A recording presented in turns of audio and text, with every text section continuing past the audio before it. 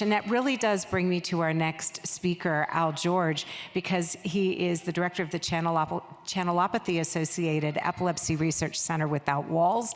Anne was just talking about some of these things seem like science fiction. This is very recent, just in the last few years, that Al came up with this proposal and basically created this center where he's bringing a brain trust together of many people who are working on this issue. So Al's got some work that he's going to tell us about that. As I'm bringing him up, I should let you know that Professor Al George is the chair of the Department of Pharmacology and the director of the Center for Pharmacogenomics. Really, I'm tripping over these this morning. And as I mentioned, he runs the Channelopathy-Associated Epilepsy Research Center Without Walls. And he's going to talk about a couple of things today, but one that I'm really excited about.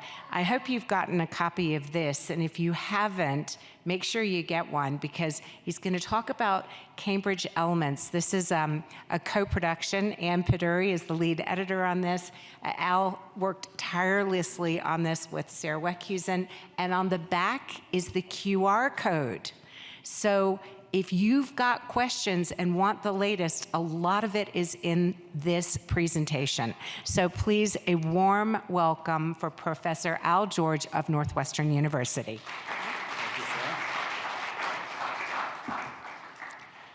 Thank you very much, Sarah, and thank you for helping to organize this wonderful opportunity. I always enjoy coming to these meetings and hearing the science and the family perspective, and so I look forward to talking to many of you more. I am going to give you an overview of just some work that has been done on KCNQ2 as part of our Center Without Walls. This is a National Institutes of Health funded center that has, it's in our last year, unfortunately, and we're proud to say that we've had good luck and good success at driving the work forward. I'm going to begin, this is my outline of my talk. I'm going to start by just giving you sort of the primary work that we've done is to do functional evaluations of as many KCNQ2 variants as we possibly could. And I think at this point, we've studied more than 100 variants in this disease that were never studied before. That's given us better insight into the functional landscape of KCNQ2. It also will help eventually to characterize which variants are the most severe and which ones are less severe. I'll also talk about some of the work we've been doing in the laboratory to determine how these different variants respond to different drugs, including retigabine, which you'll hear a lot about today. And I'll say much more about that. And then I'll just briefly talk on the other parts of our work is to look at how can we study KCNQ2 forms of epilepsy using human neurons, which are the primary cell target of this disease. And I'll explain how we do that. And then lastly, as Sarah mentioned, I'll introduce you to the Cambridge Element that's been just released this week, and I will invite all of you to participate in reading about that.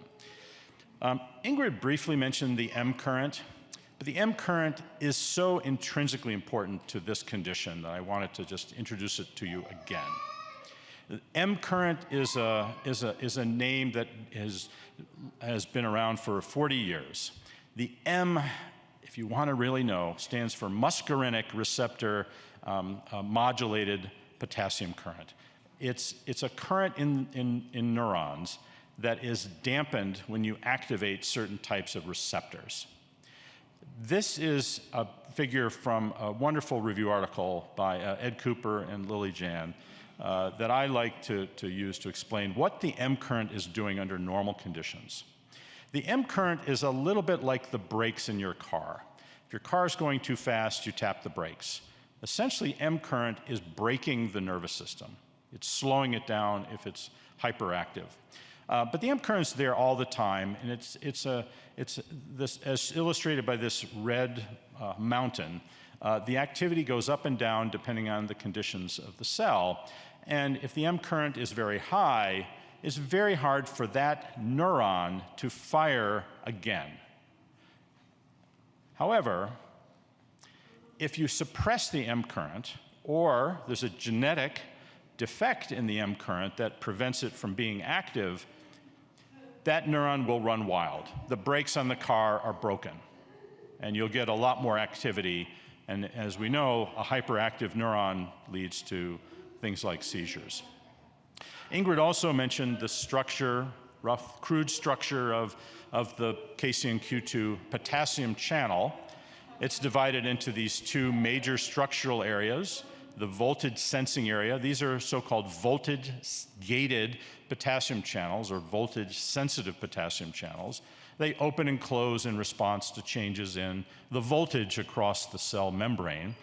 And that ability to sense voltage is embedded in this part of the protein. The other part of the protein really creates the pathway for potassium ions to flow out of the cell, and we call that the ion pore domain. Importantly, these potassium channels have to be assembled into a package of 4 independent subunits. So they don't work all by themselves. You have to have 4 of them together. In KCNQ2 and its cousin KCNQ3, we think they form a subunit complex like this, where there's 2 KCNQ2 subunits and 2 KCNQ3 subunits, and that forms the potassium channel that generates what we call the M current. So in our laboratory, we've used a high throughput method to study the functional consequences of many KCNQ2 variants. We published a large amount of this data earlier this year. I'll tell you about a little bit more that we're working on now, but we've really tried to use this as a strategy to determine what's the functional diversity of the variants. And some of you may be already staring at this list trying to find your child's variant. If you don't find it, please feel free to contact me or come up to me during the meeting, and maybe I can look it up for you. But this is how we approach this problem. First of all, we're not doing this in a brain sample or in a neuron. We do this in an artificial cell environment. The cells we use are not neurons, but that's the reason we choose them is because they don't have any naturally occurring M current. We put the M current into those cells. To do that, we use recombinant DNA technology. We create KCNQ2 molecules that we can introduce into the cell at a DNA level, and then those cells make the protein and create the protein that we're interested in studying. The cells we use have KCNQ3 as part of their genome. So when we place the channel into those cells, we get this beautiful outward potassium current that we think resembles the M current. I won't go into all the details. Now, we can also put in the mutant version of KCNQ2, and we can also combine the mutant and the wild type, and this is ultimately, this is the experiment that tells us the most information.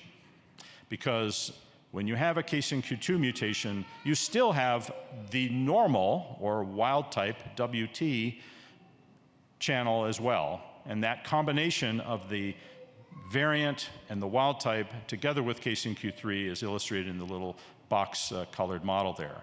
So that's what we think is the most physiologically relevant form. Now, when we make measurements, we measure 2 primary things. We measure the amount of potassium that's flowing out of the cell and generating an electrical current, and we measure that in what we call current density.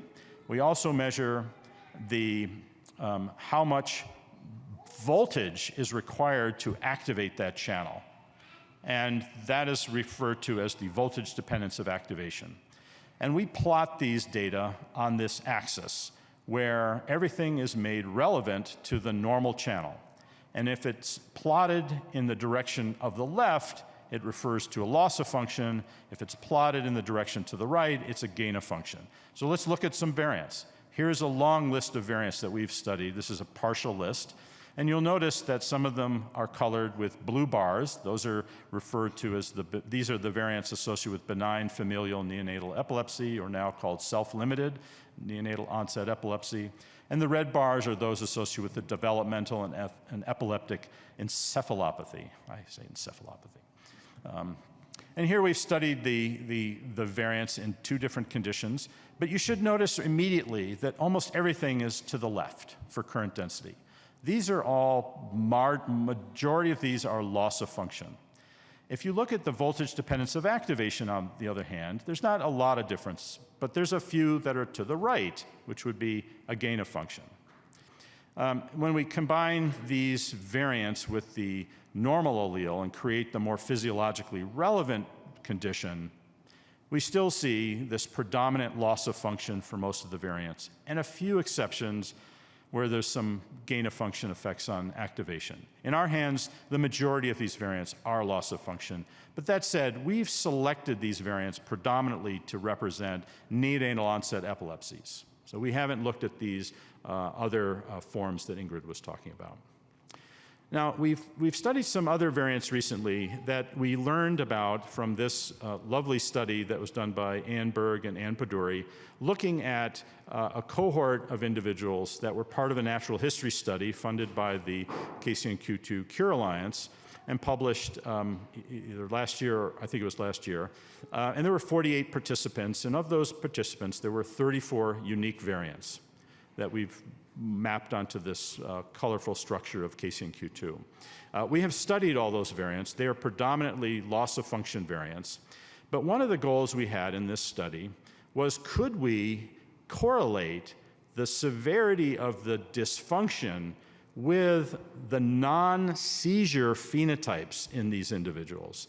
And non-seizure phenotypes such as difficulty walking or communicating or feeding and things like that, and sleep disturbances and GI disturbances. And I won't go into the details, but I had a very talented genetic counseling graduate student, Jessa Bidwell, who reviewed these data and built a complex scoring system to rate the severity of the non-seizure features of these conditions in these children. And then we correlated that with various features of the genetic variant in those individuals, including the functional properties. And just to summarize, we did not see a correlation with the severity of the clinical picture with the severity of the functional effect. Keep in mind, we're not looking at the seizures, we're looking at the non-seizure traits. So it's possible that we will learn more about this, but I think that was an epiphany for us, that these non-seizure traits don't correlate very well with the severity of the functional effect. I'm going to change now to talk about the pharmacology of this channel. You've heard now the word retigabine a couple of times. Retigabine and ezogabine are names given to the same drug, sold under different brand names in different continents. Retigabine is the term we use. This is an activator of the M current, and it acts directly on KCNQ2 and KCNQ3 channels. We wanted to know, do all genetic variants respond equally to retigabine? And this is an important point. So we actually compared 2 conditions. We compared how the normal channel looks under conditions without the drug. In other words, what's the normal behavior of this ion channel complex? And we compared that to the heterozygous condition where there's one variant in KCNQ2 and a normal copy of KCNQ2, the normal physiological complex, in the presence of retigabine. And we used a high concentration of retigabine to do these. And we just wanted to know, can retigabine restore normal channel function? So this is just an example of how I'm going to show the data. This is one variant that is associated with DEE. We abbreviated R581Q. These lines depict how the channel is activated over a range of voltages that we apply to the cell. So this is plotted right in this figure. This is how the normal channel responds in the absence of the drug. So that's the normal. That's the way we want these channels to behave. When we add the mutant in without the drug, you can see the lines are lower. There's less activation of the channel. And when we put in retigabine, we not only restore it, we actually overshoot a little bit. But this is using a very high concentration of retigabine, and not to be to make light of that, but this is an idea. The idea here is this is a responsive variant. This variant is activated by retigabine. Now, are all variants activated? Well, here's one that's not as activated. It's not activated very much. It's not completely restored to normal. It depends on what voltage you look at, but it has a less effect. And here's one that has an overzealous effect. So there's quite a variation, and we've looked at this now for more than 100 variants in our laboratory. And we've come away with the idea that the retigabine response, certainly at this highest possible concentration of the drug, is quite variable among epilepsy-associated variants. Now, what does that mean clinically? We don't know. We're not sure, and I'm the first one to say, we're not sure that this, in the laboratory test, predicts how a patient is going to respond. That's something we need to work on, and as data from clinical trials come along, I think we'll be able to answer that. Before then, though, we wanted to know, are there any KCNQ2 variants in children who've been treated with retigabine for which there's some documentation of an effect of the drug, whether it worked or not? And we went to the published literature, and we found this list of variants for which there was a documented response to retigabine. So we decided, let's test these variants in our lab in depth with retigabine. And so here, instead of just using a single high concentration of the drug, we used a wide range of concentrations to try to really characterize what's the pharmacology of retigabine for these variants. And what should be pretty obvious is there's a wide range. There's quite a diversity of how individual variants respond in the laboratory to retigabine. From these data, these are complex data, I realize, but we can actually pick out the concentration of retigabine that gives 50% effect on each of these variants. And when we look at that, you can see this is quite a landscape. Some variants respond really well, and they are the ones with the smaller bars, the lower, smaller bars. Those variants respond exceptionally well, where there's a couple that don't respond very well at all, or would require higher concentrations. We look at that on current amplitude. We also look at that on voltage dependence. Same thing, we see this variability among the variants. Whether this translates into how individuals respond to the drug is not clear. Time will tell, and we need to revisit this experiment once we have more systematically collected clinical response data from retigabine. And I think we'll hear later today about the efforts to trial retigabine in children with KCNQ2 DEE. Another thing we've been doing is to try to understand what is the cellular physiology of KCNQ2 related epilepsies. And to do that, we wanted to use human neurons that carry these mutations. And so we've been using a technology called induced pluripotent stem cells. This is a technology that's been around for now a little over a decade, where we can take a blood sample from an individual, isolate a subpopulation of blood cells, and then induce them to regress in their differentiation to become a stem cell. And a stem cell is the term used to describe a cell that has the potential to be anything else, any other type of cell, even a neuron. And so in this case, we make these stem cells, and then separately, we induce those stem cells to become neurons. And once we have neurons, then we can apply various electrophysiological and other methods to study them.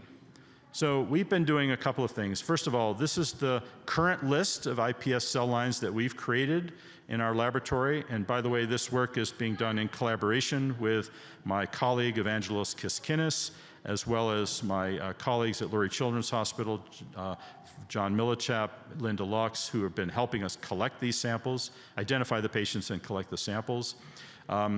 Once the samples are arrived, we reprogram them to be stem cells, and then to create the optimal control line for comparison, we use the marvelous technique of gene editing to correct the mutation. And that creates a separate cell line that we can use as a reference.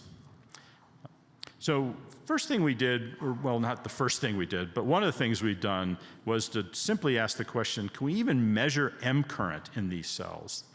Is M current present? And so it's a complicated experiment, but we can measure it.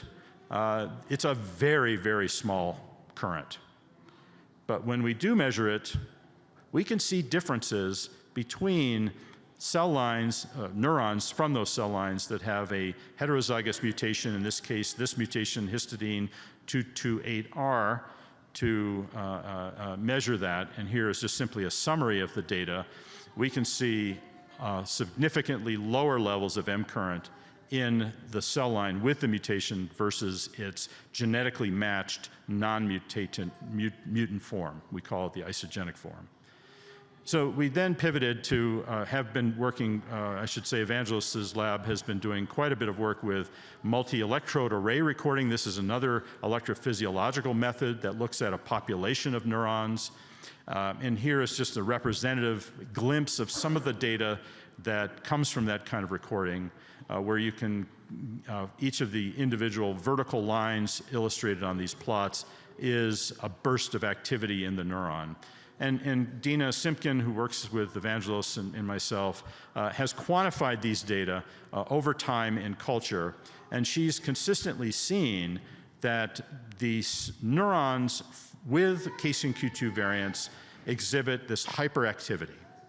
They have more bursts of activity, and those bursts are much more common across the duration in culture. And they've seen that for several mutations. So here's just an example of 6 mutations that have been studied. This has been, by the way, very slow and painful work because you have to make the isogenic corrected line first to be able to compare it, but that's been done successfully. And so we think there's a consistent hyperexcitability of neurons with these KCNQ2 variants. So I just want to thank or acknowledge folks in my lab who have contributed to this work, and my collaborators, particularly John, who's here, and his colleague Linda Lux at Lurie Children's Hospital helped us gather the patients for the iPS cell project. We have a lot of collaborations with Ed Cooper at Baylor and Ingo Helbig at Children's Hospital, and Ann Berg as well for some of the work we've done. Now, I know this is all very complicated, and you probably are wondering, where can I go to learn more about this disease? And the good news is now there is a place where everyone can go. And this is part of the project that Sarah mentioned, which is the Cambridge Elements Project. I got a call a couple of years ago from Ann Paduri, said that she was approached by Cambridge University Press, a publisher of medical and scientific literature, and asked her if she would be willing to edit a new series in the biomedical space on genetics and epilepsy. And she said yes, and then she called some of her closest friends who she knew wouldn't say no, and said, would you help me with this?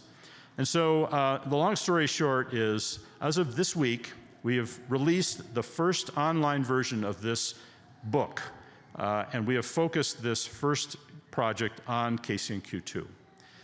This was edited by Sarah Weckhusen and myself, but it had a long list of collaborators, including some people who are in this room. Some are scientists.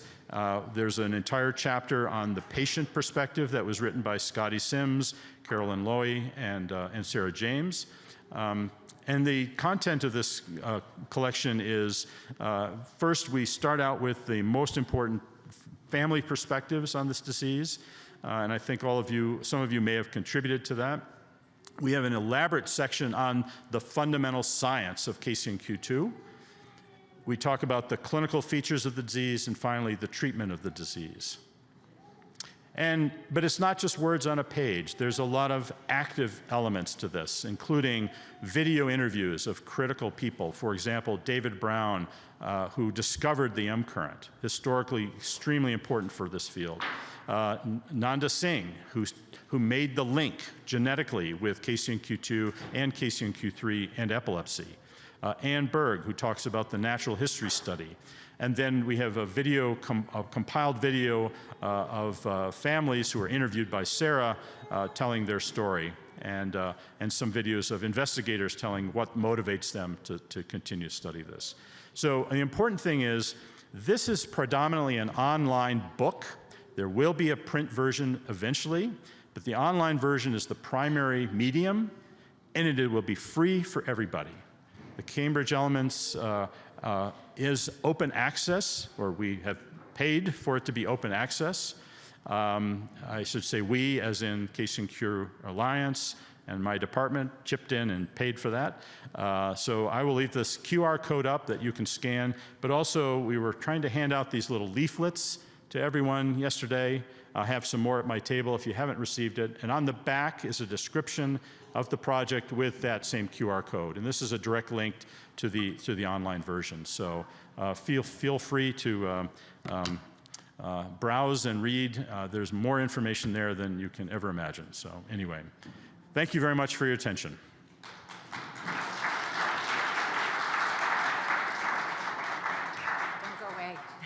Don't go away. We're going to have questions. I saw somebody raising their hand, remembering that we have an online audience.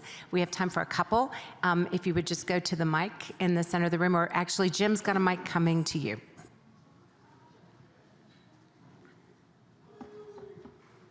Oh, hi. So my question, you said that there was an epiphany where you found that the, like what you were seeing in the lab with the degree of function doesn't correlate with the non-seizure phenotype of the condition. So my question really is about retigabine.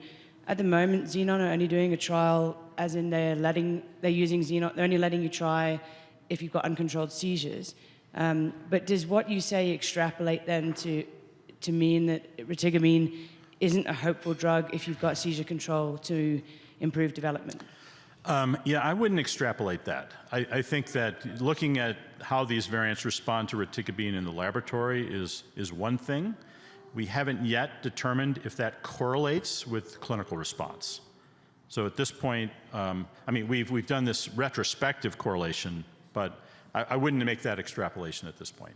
So, what it's made us think about is whether the non-seizure features of this condition are related to something other than the severity of the dysfunction of the variant. That's what's making us think about. So. Okay, I've got a question from someone online. So it's from Kara. Are you actively working or a part of a team that's currently working on the development of an ASO for KCNQ2 children? So the question is, are we working on developing an ASO for potential therapy of this disease? ASO is an abbreviation for antisense oligonucleotide, which is a genetic tool to change the expression of a gene. And there's been success stories. I think there are now 12 FDA-approved drugs that are antisense oligonucleotides, including the drug used for treating spinal muscular atrophy and some other conditions. There are efforts to try to develop antisense oligonucleotides for KCNQ2. Working collaboratively with Evangelos Kiskinis, we have a project that we're doing. It's just getting off the ground. I'm aware that there are others looking into this as well. But I think it's all very nascent research, trying to determine if, in fact, this, first of all, is the right therapy to use. Is it going to work? Does it make sense? And then all of the other, then there's going to be a lot of work after that to determine toxicity and other things. But so the answer is yes, but it's very early. Thank you. We have time for one more question. Yeah. Okay, yeah, so the, with regard to the M wave, basically modulating that, getting that controlled, seems to be what most of this work has done. Is that kind of correlated with the other developmental disabilities and things, or is that mainly really just focused on the seizures? Have you found anything in the research on the M wave stuff and that relates to the other developmental disabilities? So our main focus for this work has not been the clinical correlation part. It's mainly to look at the molecular defect. I mentioned briefly our effort to try to make a correlation with the non-seizure behavioral and other features from the natural history study, and that showed no correlation. We have not done much beyond that. So it's a good goal, but we have not done much. So, okay? Thank you so much. May I get a round of applause? Yes, thank you. Thank you. That was incredibly understandable, Al. I know this is complex stuff, and for those of you for whom this is your first conference, just let it wash over you. I promise. After you've heard it 2 or 3 times, it does tend to make more sense, and having a chance to read it again afterwards will help too.